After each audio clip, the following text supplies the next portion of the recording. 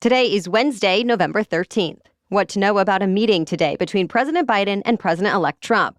And Trump's latest picks for some top jobs, including the surprising pick for defense secretary and a newly created role for Elon Musk. Also an update about that ultimatum the U.S. made to Israel to increase aid to Gaza or lose military support. We'll tell you where things stand now that the deadline has passed. Plus, why a new law for Louisiana schools is now blocked, which states are already dealing with feet of snow, and a college course all about Beyoncé. Those stories and even more news coming up. Welcome to The Newsworthy. All the day's news in around 10 minutes. Fast, fair, fun, and on the go. I'm Erica Mandy. Thanks so much for being here. You ready? Let's do this. For the first time since he won the election, President-elect Donald Trump is going to be back in the Oval Office. Trump is meeting with President Biden today. It could be awkward, seeing how bitter things got on the campaign trail, with Biden often calling Trump a threat to democracy, and Trump calling Biden the worst president in American history. Also, Trump broke tradition 4 years ago by not extending the same invitation to Biden after the 2020 election. This time, both men agreed to take part in the ritual. Besides just the photo op part of it, Biden and Trump are expected to go through some of the top issues facing the country and the world now and talk about plans to tackle them.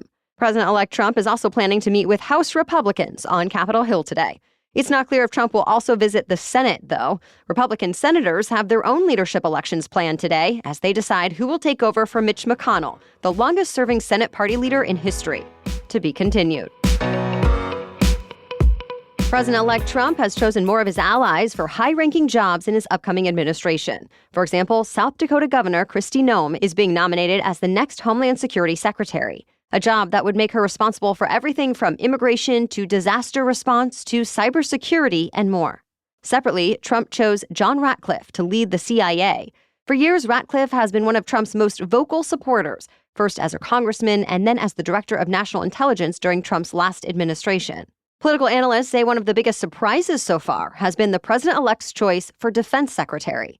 Trump nominated Pete Hegseth, a Fox News host, who is also an Army National Guard veteran. Hegseth has promised to put America first and take wokeness out of the armed forces. Another important nomination Trump announced this week, former Arkansas Governor Mike Huckabee for the U.S. ambassador to Israel. Huckabee has never held a diplomatic role in an administration before, but he's a vocal supporter of Israel, and he's opposed efforts to reach a ceasefire between Israel and Hamas. Another Trump decision we want to mention, he tapped two tech billionaires, Elon Musk and Vivek Ramaswamy, to lead what he's calling the Department of Government Efficiency, or DOGE for short, D-O-G-E. The name Doge appears to be a play on the cryptocurrency Dogecoin, which Musk has invested in and regularly promotes. The group will apparently be focused on reducing the size of the federal government and cutting federal spending.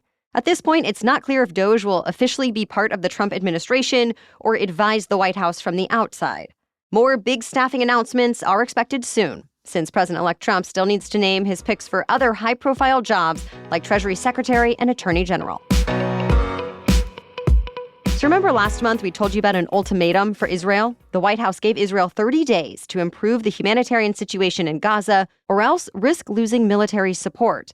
Well, the 30 days are now up, and the Biden administration says it will not be punishing Israel. And that's because the Israeli government has taken some steps to help get the Palestinian people of Gaza more aid. For example, it opened another border crossing and extended the designated humanitarian zone. But aid groups say it's not nearly enough, since the situation in Gaza is at its worst since the war began more than a year ago. To put it into perspective, the groups say to meet just basic needs in the territory, 500 to 600 aid trucks will have to come in every day.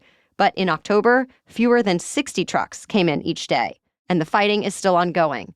So American officials say they're going to keep leaning on Israel to make improvements, and if nothing changes, punishment is still on the table. A former Air National Guardsman has now been sentenced to 15 years in prison for leaking highly classified intelligence documents. Prosecutors have described Jack Teixeira as one of the most prolific leakers of national defense secrets in the country's history. He was arrested last year after uploading hundreds of pages of documents to the social media site Discord. Prosecutors say there was no evidence he was a spy, that instead the 22-year-old was apparently looking to impress anonymous friends online.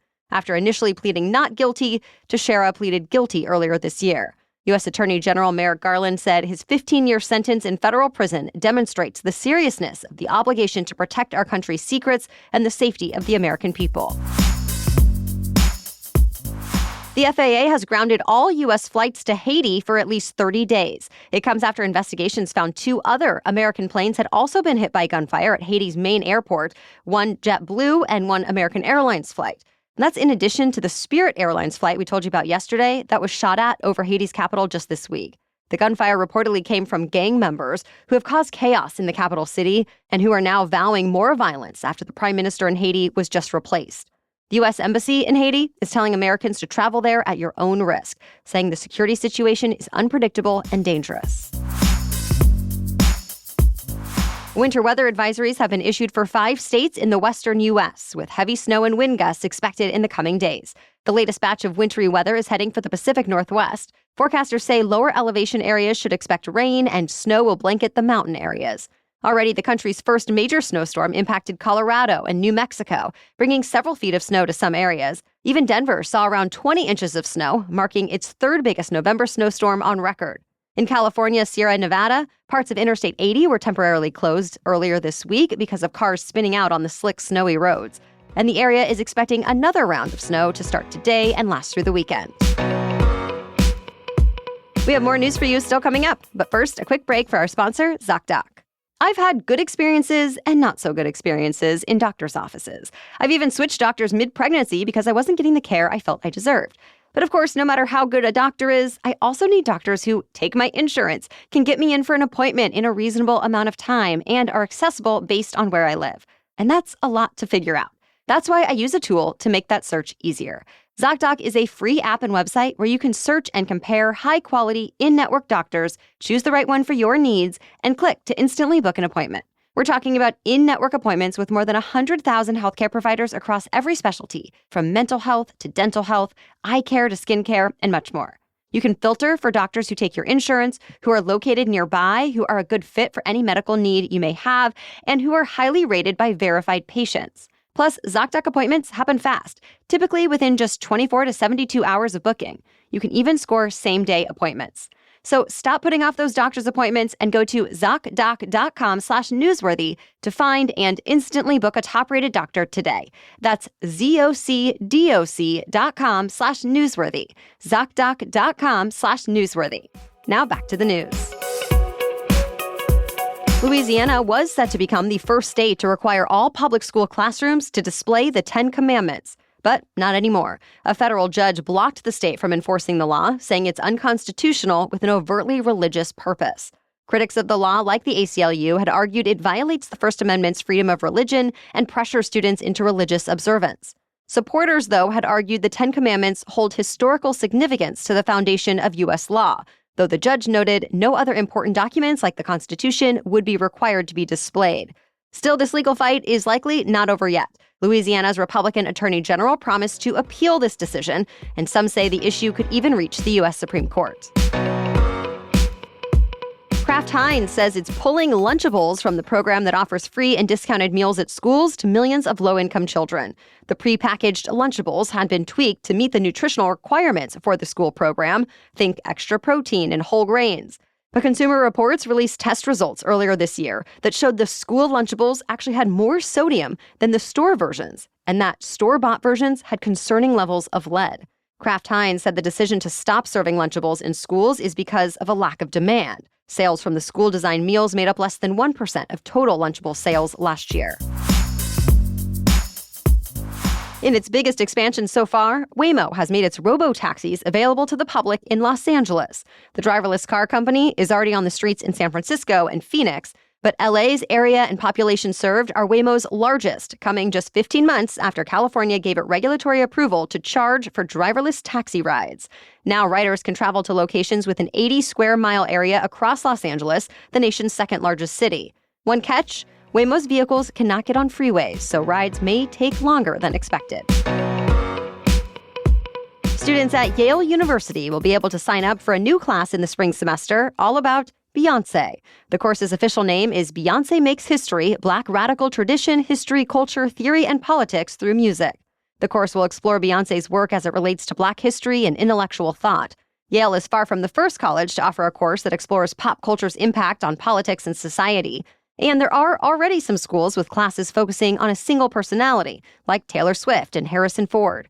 The Taylor Swift class at Harvard has been particularly popular, enrolling 300 students in its first semester. Yale says there's already been an enormous level of excitement about this new Beyoncé course. That's it for the main news today, so now it's time for Work Wednesday, when we break down one interesting career or work-related news story every Wednesday. But first, a quick break. We don't need to wait for the new year to feel our best. In fact, I think it's better to just get started now so you can learn how to manage stress, keep your energy up, and have improved overall health even through the holidays. By the time January comes around, you'll already feel like you've made progress. And Lumen can help. It's a device that measures your metabolism through your breath. And on the app, it lets you know if you're burning fat or carbs and gives you tailored, personalized guidance to improve your nutrition, workout, sleep, and even stress management. This is the type of technology that used to only be available to top athletes in clinics. But now, Lumen makes lab-level metabolic testing accessible. I found the insights from my Lumen so fascinating as I realized how the food I eat affects me in all different ways. And thanks to the app's guidance, I can adjust my food choices with confidence. So if you want to take the next step in improving your health, go to lumen.me/newsworthy to get 15% off your Lumen. That's lumen.me/newsworthy for 15% off your purchase. Thank you, Lumen, for sponsoring this episode. Okay, now back to Work Wednesday. The debate over fully remote, hybrid, and in-office work schedules continues. But when it comes to feeling lonely at work, a new study found it doesn't really matter. The Harvard Business Review surveyed 1,000 workers in 20 different fields, asking them how lonely they felt at work. Some of the results may surprise you. For starters, being in office doesn't necessarily make people feel less lonely. There was no difference in loneliness between in-office workers and those working a hybrid schedule. And even though remote workers were slightly more lonely on average, highly lonely people reported having around half of their work interactions in person. So it seems work loneliness seems to be more of a structural issue that starts with employers rather than an individual problem. It's a big deal because lonely workers are more likely to quit, tend to be less productive, and have higher healthcare costs on average. The researchers who conducted the survey recommend a few ways that companies can fight loneliness, from measuring employees' sense of social connection to get a handle on the problem, to planning time for employees to connect, to prioritizing social functions during and outside of work. By the way, we did a special edition Saturday episode on October 12th all about the loneliness epidemic in America. You can find it right there in your podcast feed of The Newsworthy, or look for the link in today's episode notes on our website, thenewsworthy.com. Thank you so much for listening today and for sharing the show if you find it valuable. You can further support our work here by becoming a Newsworthy Insider. You can listen ad-free on any podcast app as an insider and get a free trial at thenewsworthy.com/insider. Also, Wondery Plus subscribers can listen to episodes of The Newsworthy ad-free in the Wondery app. All right, we'll be back tomorrow. Until then, have a great day.